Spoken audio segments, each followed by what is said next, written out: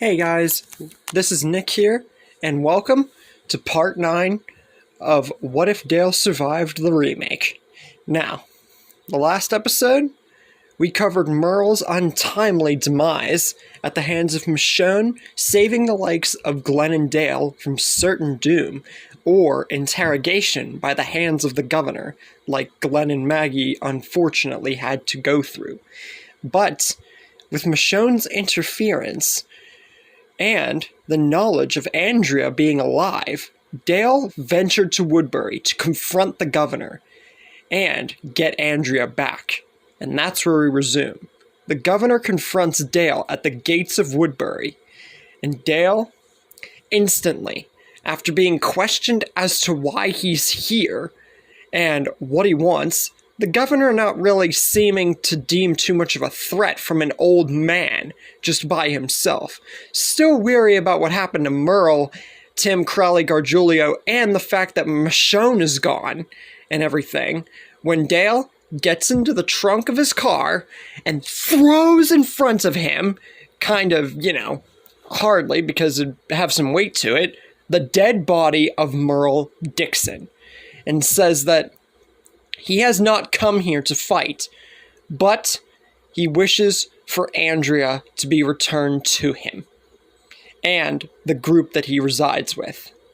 And at this point, he kind of knows he might have said a tiny bit too much, but he really, after learning about Andrea being alive, he doesn't care. The governor, he doesn't know what to make of this. On one hand, this confirms his suspicion about what could have happened to Tim, Crowley, and Gargiulio. They're probably all dead. And now Merle's seem to be as well. But he doesn't understand, did this dude know Michonne? And maybe they, teamed up together and killed all of them? And if so, what happened to her? And he inquires to know more about this, and why he should listen to Dale at all. And how does he even know Andrea?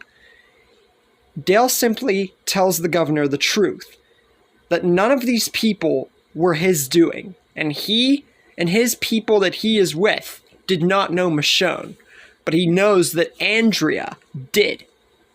He and another one of their group's people encountered Michonne after the two of them were almost killed by Merle. Those three other men he's talking about, they weren't there.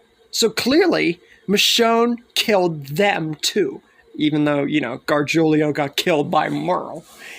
Anyways, he says that none of this was him, and he brought Merle along to show how serious he is in not only getting Andrea back, but the fact that it wasn't his fault that Merle died. It was his own.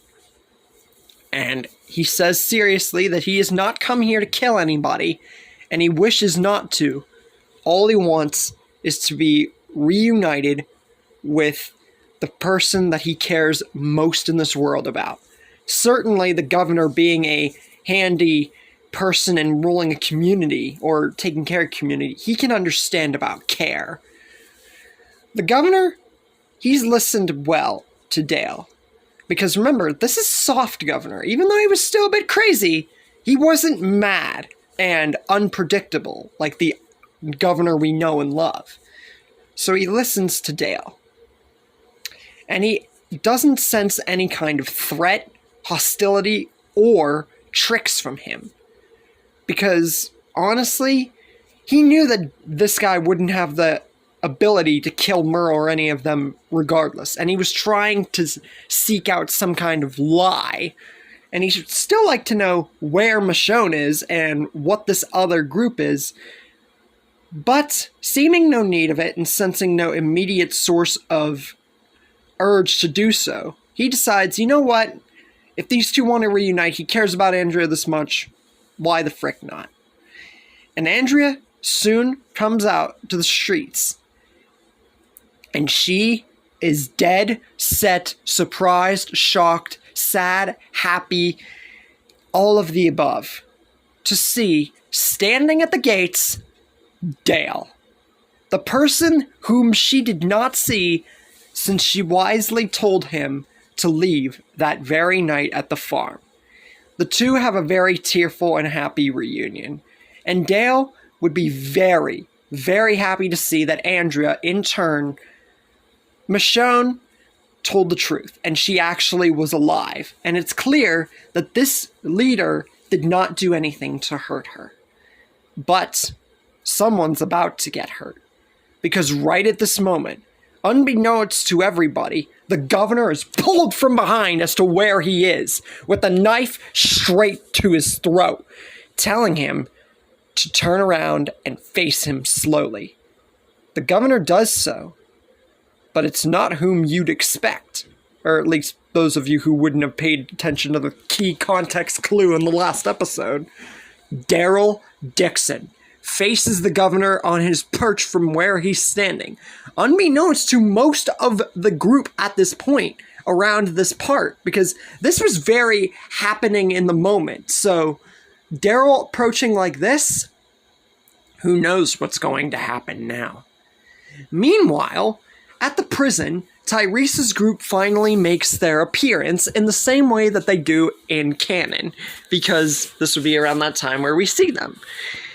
And as for everybody else, not too much outside of, Daryl being gone and, just a few minor changes would be any different.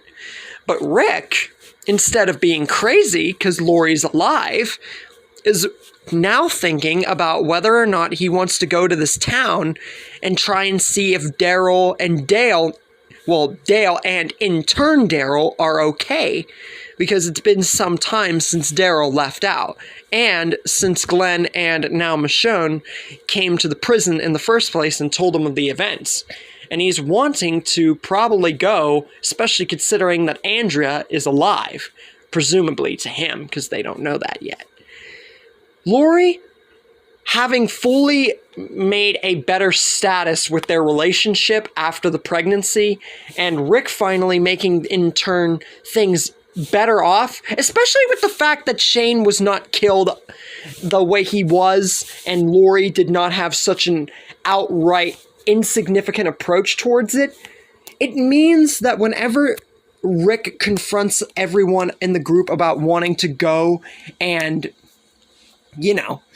find if Daryl, Dale, and Andrea are all okay, it's not like Lori and Rick are going to have a huge heated discussion or Rick's just going to turn her away or something like that.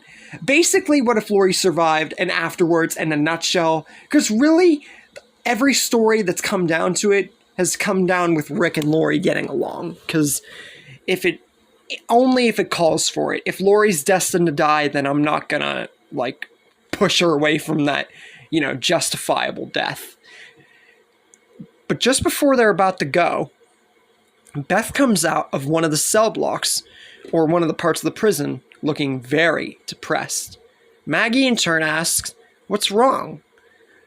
Carol comes out alongside of Beth, injured, tired, dehydrated, but alive, and reveals that T-Dog saved her life and urged her to go into a distant corner of the prison while he risked his life for her.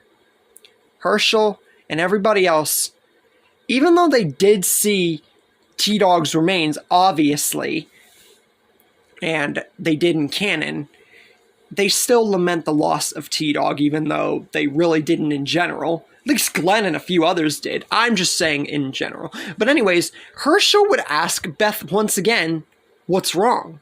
Is she crying about T-Dog?" Beth saying, "It's not just that.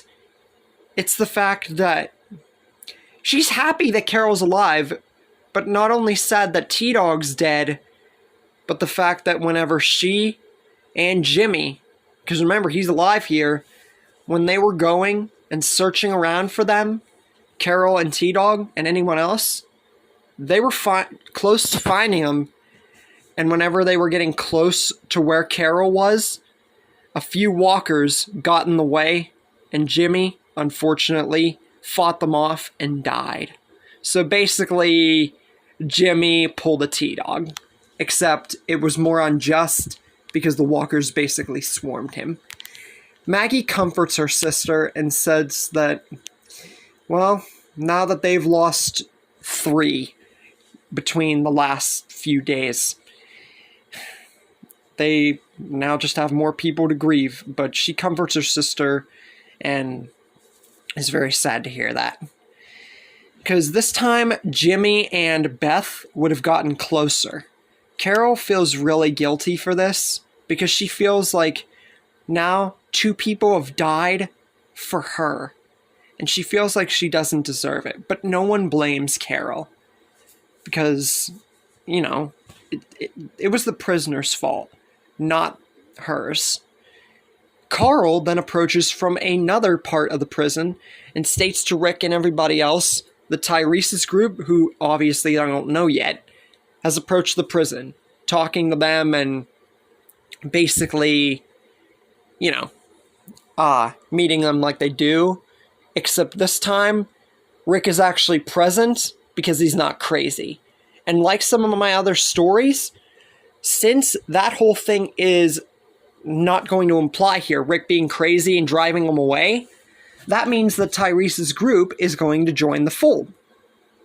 So, with all that said, Rick letting them be here basically gives him a little bit extra incentive to go find Daryl, Dale, and Andrea, because now he knows that there are more people here to defend the prison if something were to go wrong.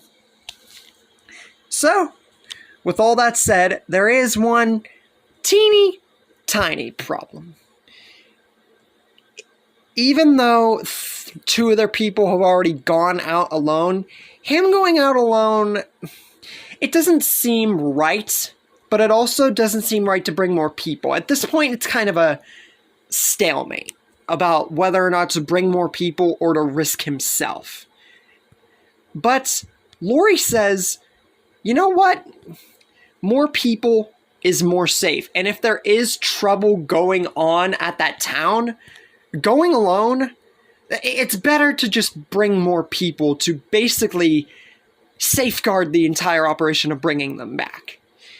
So Michonne, Sasha, Tyrese, and Oscar will all go to accompany Rick. I know that Rick went alone whenever he was looking for Shane and everything in my What If Rick Exiled Shane remake, but here I feel, especially with Dale's thing, with his moral compass around, I feel that it would be different, like that whole decision. And I'm trying to obviously make it different. I'm not trying to, even though there have been slight similarities in many of my what ifs, I don't want to make everything obviously the exact same for obvious reasons. Anyways, what will happen at Woodbury now? Do you think that Daryl's confrontation with the governor will go unnoticed? Do you think everybody else will notice and this will turn into a big deal? And what will happen when Rick and their people approach Woodbury? And that's where we leave things for the moment. Hope you guys like this episode and are enjoying the series so far, because we've still got a lot to impact. Like and subscribe, comment, and I will see you guys in the next video.